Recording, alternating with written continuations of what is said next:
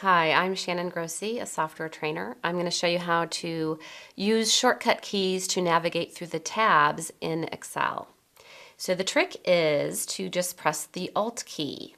When I press the Alt key, it activates my shortcut keys.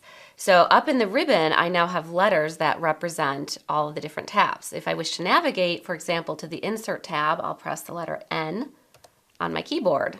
And then from there, I have another series of letters to get to another command.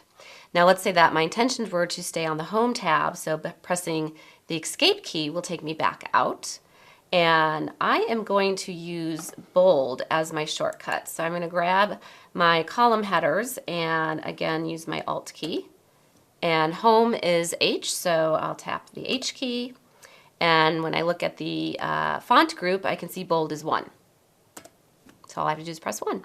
So these shortcut keys are nice if you just want to hang out on the keyboard and not use the mouse. I'm Shannon Grossi, and this is how to use the shortcut keys to navigate around in the tab.